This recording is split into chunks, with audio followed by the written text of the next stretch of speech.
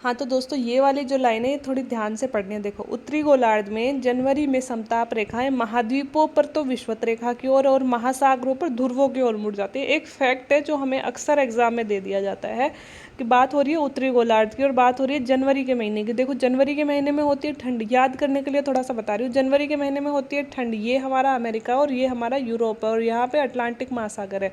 तो जनवरी में जो समताप रेखाएं खींची जाएंगी वो कह रहा है महाद्वीपों पर तो विषुवत रेखा की। और देखो, यहाँ से मान लो विषुवत रेखा जा रही है, यहाँ से विषुवत रेखा, तो विषुवत रेखा पर क्या होती है बताओ? गर्मी होती है ना नॉर्मली, क्योंकि सूर्य की किरणें सीधी पड़ती है विषुवत रेखा पर।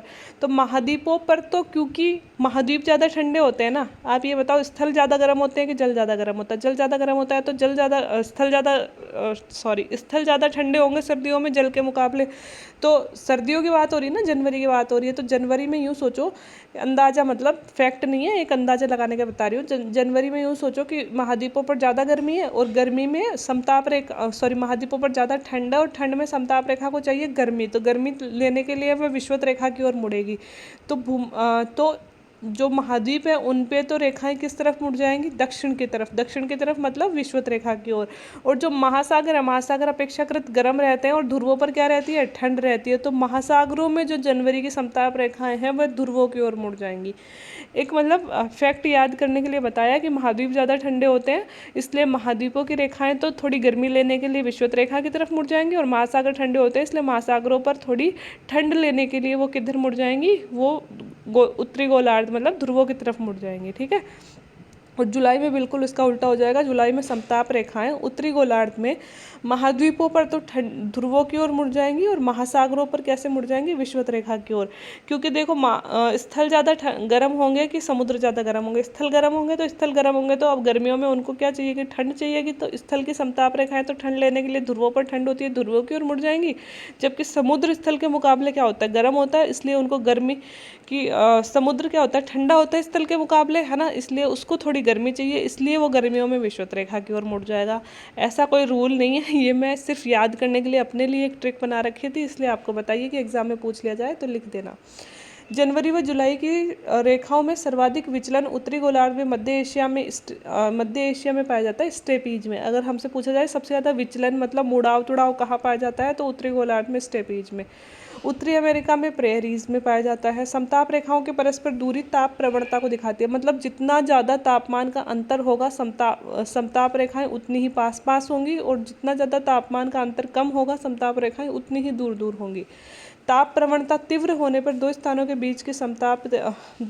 बीच के तापमान का अंतर बताता है। ताप प्रवणता दर की तीव्रता दो स्थानों के बीच में तापमान का अंतर बताती है, मतलब ताप प्रवणता की दर उतनी ही ज़्यादा होगी जितना ज़्यादा ताप अंतर होगा वहाँ पे दो स्थानों के बीच में। ठीक है।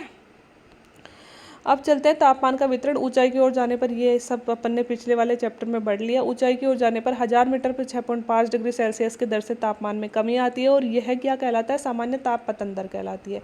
अब है समतापी ह्रास दर या फिर आइसोथर्मल। ऊंचाई की तरफ जाने पर तापमान ना तो बढ़े ना घटे, वह क्या कहलाती है? समतापी ह्रास दर कहलाती है। ठीक है। तापीय व्युत्क्रमण क्या होता है? ऊंचाई की ओर जाने पर तापमान में घटने की जो दर होती है तापीय व्युत्क्रमण कहलाता है। पृथ्वी का अधिकतम तापमान अल अजीजिया लीबिया में पाया गया है 58 डिग्री सेल्सियस, उत्तरी अमेरिका की डेथ वैली में 57 डिग्री सेल्सियस, और उत्तरी गोलार्ध में सर्वाधिक न्यूनतम तापमान बरखोयांसक में पाया जाता है 68 डिग्री -68 डिग्री सेल्सियस। तापीय व्युत्क्रमण क्या होता है? कभी कभी वायुमंडल की निचली परतों में तापमान ह्रास के बजाय वृद्धि होने लगती है। इस प्रकार सामान्य ह्रास दर के बजाय सीमित ऊंचाई के साथ तापमान में वृद्धि होती है। ठीक है। तो कभी कभी क्या होता है, ऊपर जाते हैं तो तापमान घटने के बजाय तापमान बढ़ने लगता है, इसे क्या कहते हैं? तापमान ह्रास दर कहते हैं। प्रतिलोमन के प्रकार। अब तापमान ह्रास दर या तापीय प्रतिलोमन कहते हैं। अब प्रतिलोमन कितने प्रकार का होता है? सबसे पहले धरातलीय प्रतिलोमन, पृष्ठीय विकिरण या स्थिर प्रतिलोमन, या फिर इसे ही हम बोलते हैं अप्रवाही प्रतिलोमन। क्षोभमंडल के निचले भाग में घटित होता है। मध्य और उच्च अक्षांशों के हिमाच्छादित भागों में जाड़े की जो लंबी रातें होती हैं उनमें घटित होता है। बहुत बार पूछा गया है निम्न में से तापीय व्युत्क्रमण के लिए कौन सी दशाएं आवश्यक है, ऐसा एग्जाम में बहुत बार क्वेश्चन बनता है। तो मध्य अक्षांशों की लंबी रातों में क्या होता है? पृथ्वी अपना पार्थिव विकिरण से ऊष्मा का ह्रास ज़्यादा करती है और पृथ्वी का धरातल ठंडा हो जाता है ज़्यादा, और इससे उसके संपर्क में आने वाली हवा भी ठंडी हो जाती है, जबकि उसके ऊपर की हवा गर्म होती है। इसलिए नीचे तो ज़्यादा ठंड और ऊपर गर्मी, तो नीचे के बजाय ऊपर गर्मी होती है, तो तापमान में व्युत्क्रमण हो गया। ठीक है। पार्थिव विकिरण के ह्रास के कारण क्या है? जाड़े की लंबी रातें, रात जितनी लंबी होगी पार्थिव विकिरण उतना ही ज़्यादा होगा।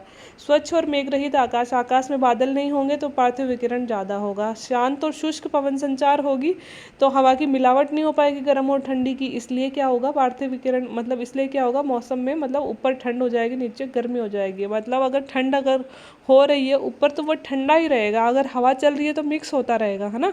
लेकिन अगर शांत पवन है तो फिर उसमें व्युत्क्रमण का चांसेस ज़्यादा हो जाते हैं। और हिमाच्छादित धरातल, हिमाच्छादित धरातल में पार्थिव विकिरण मतलब ज़्यादा होता है, आपको पता ही है।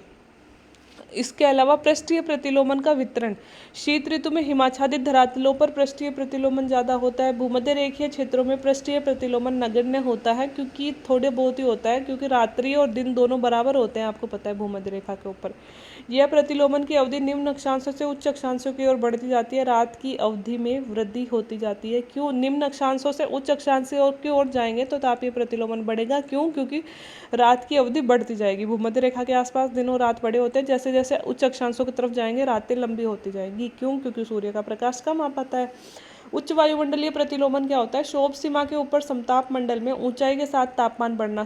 देखो समताप मंडल में तो ऊंचाई के साथ तापमान घटता है, फिर उससे ऊपर जाएंगे, क्षोभ मंडल में तो ऊंचाई के साथ तापमान घटता है, उससे ऊपर जाएंगे तो ऊंचाई के साथ तापमान बढ़ने लगता है, जिसे हम क्या कहते हैं? उच्च वायुमंडलीय प्रतिलोमन। कारण क्या है? ओजोन गैस द्वारा पराबैंगनी किरणों का अवशोषण कर लिया जाता है ना।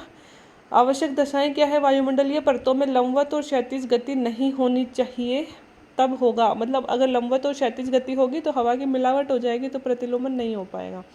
अभिवहनीय प्रतिलोमन क्या होता है? इसे ही हम संपर्कीय गतीय प्रतिलोमन कहते हैं। हवा जब क्षैतिज रूप से गति करने लगे तो इस प्रतिलोमन का निर्माण करती है। यह प्रतिलोमन अधिक स्थायी होता है, अधिक व्यापक होता है। आवश्यक दशाएं क्या है? क्षैतिज स्तर पर गर्म और ठंडी हवाएं आपस में मिलेंगी तो यह प्रतिलोमन होगा, जैसे कि शीतोष्ण कटिबंधीय चक्रवात में ऐसा होता है। गर्म हवा ठंडी हवा के क्षेत्र में प्रवेश कर जाती है, या फिर ठंडी हवा गर्म हवा के क्षेत्र में प्रवेश कर जाए, और ऐसा मोस्टली कैसे कहाँ होता है? तटवर्ती क्षेत्रों में होता है।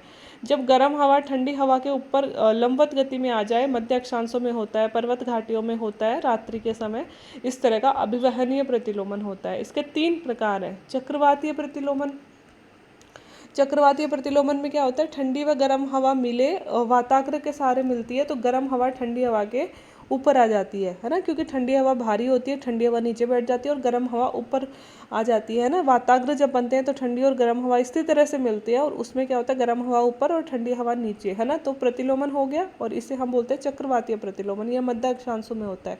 क्षैतिज प्रवाह, तटीय क्षेत्रों में स्थल और जल समीर के कारण इसका निर्माण होता है। निम्न अक्षांशों में यह घटित होती है। तटीय क्षेत्रों में स्थल और जल समीर के कारण इसका निर्माण होता है क्षैतिजीय प्रतिलोमन का, और यह कौन से अक्षांशों में होता है? निम्न अक्षांशों में होता है। घाटी लंबवत प्रतिलोमन, इसका निर्माण विकिरण और अभिवहन दोनों की सहायता से होता है। विकिरण भी होता है और इसमें अभिवहन भी होता है घाटी प्रतिलोमन में। मध्य अक्षांशों की पर्वत घाटियों में घटित होता है। ये सारी चीज़ें डिटेल में आगे वाले चैप्टर में आएंगी, है ना। और इसी कारण से मध्य अक्षांशों की पर्वत घाटियों में मानव अधिवास ठंडी ढालों पर बनाए जाते हैं। मध्य अक्षांशों में रात को क्या होता है दोस्तों? वही है कि गर्म हवा हल्की होती है, वो ठंडी हवा भारी होती है, वो नीचे उतर आती है और ऊपर गर्म हवा चली जाती है ना। इसलिए घाटियों की जो तली होती है ना, वो ज़्यादा ठंडी हो जाती है, इसलिए अधिवास कहाँ बनाए जाते हैं? ऊपर बनाए जाते हैं। यांत्रिक प्रतिलोमन चौथा है। यांत्रिक प्रतिलोमन क्या होता है? वायु के ऊपर और नीचे गतिशील होने के कारण घटित होता है। कभी कभी अचानक से गर्म वायु ऊपर चली जाती है और ठंडी और भारी वायु गर्म वायु की परत के नीचे आ जाती है। अचानक से गर्म वायु ऊपर चली गई, ठंडी वायु नीचे आ गई। या फिर कभी कभी वायु जब नीचे उतरती है तो गर्म होने लगती है, और यह प्रक्रिया बार बार होने से, लंबे समय तक होने से वास्तव में गर्म परत का निर्माण हो जाता है, जिसके नीचे ठंडी परत होती है ना। यांत्रिक प्रतिलोमन से वायु में स्थिरता आ जाती है और हवा का ऊर्ध्वमुखी संचलन बंद हो जाता है। जब यांत्रिक प्रतिलोमन होगा तो वायु स्थिर हो जाएगी और हवा ऊपर नीचे गति करना बंद कर देगी। यही कारण है कि व्यापारिक हवाओं के जो ध्रुवों वाला भाग है वो ज़्यादा शुष्क रहता है ना, और जो भूमध्य रेखा वाला भाग है उसके बजाय अपेक्षाकृत वो थोड़ा आर्द्र रहता है। तापीय प्रतिलोमन का महत्व क्या है? क्या तापीय प्रतिलोमन से कुछ फ़ायदा भी होता है? तो तापीय प्रतिलोमन से दोस्तों सीधी किरणों से कहवा के पौधों का बचाव होता है। क्योंकि तापीय प्रतिलोमन से क्या होता है, क्योंकि थोड़ी गर्मी कम हो जाती है, क्योंकि ठंड ज़्यादा हो जाती है, इसलिए क्या होता है, और एक ओस पड़ती है तापीय प्रतिलोमन से। ओस पड़ने से इनसे कहवा के पौधों के लिए इनका बचाव हो जाता है, मतलब गर्मी से सूर्य की सीधी किरणें नहीं मिल पाती, इसलिए कहवा के पौधों के लिए अच्छा होता है। कोहरे के कारण उपोष्ण कटिबंधीय मरुस्थलों में नमी प्राप्त होने से कुछ घास उगाती है, और कोहरे से मतलब उपोष्ण कटिबंधीय जो मरुस्थल होते हैं वैसे तो शुष्क होते हैं, पर जब वहाँ पे तापीय प्रतिलोमन होता है तो थोड़ी सी घास वगैरह उग जाती है।